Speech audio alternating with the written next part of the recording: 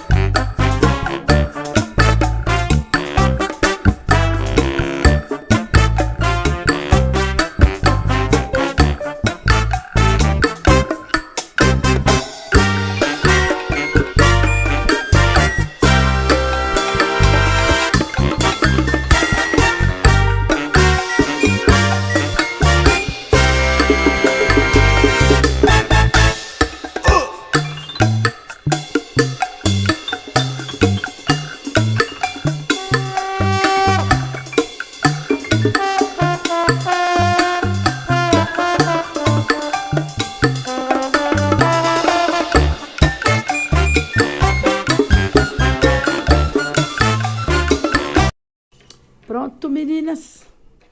Ficou assim, ó. É simples. Mas tá bom, né? Isso aqui, ó, é uma coxa de Portugal que eu ganhei do meu pai quando eu fiz 15 anos. Acredite ou não, tem mais uma. Eu nunca usei. Sim, amiga, que coisa, né? Só tem quase 40 anos a coxa. E novinha, olha. Aqui, ó.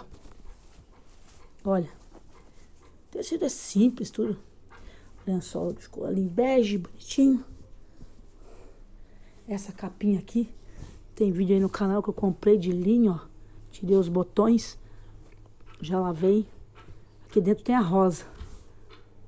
Paguei R$ 2,99. Tá? E como eu não achei... Deixa eu mostrar pra você, amiga. Como ainda não achei outro par dessa fronha, isso aqui eu vou guardar. E eu achei uma ali. Que tá bom. Da Teca, coisa bem antiga, olha. Mas é um tecido maravilhoso. Tá bom? Aqui ainda vou trocar ali o quadrinho. Porque este quadro... Vou do outro lado, peraí. Esse quadrinho aqui eu não quero. Aqui agora. Não sei. O que eu faço com ele. Ah, vou deixar aqui porque eu tenho que procurar o outro, menina. E eu não achei ainda. Tá bom assim. Não, só mudei de lugar, mas tá bom assim. Porque ele tem um rose gold lá. Eu não sou fã de rose gold, eu gosto de dourado. Tá bom assim? É isso.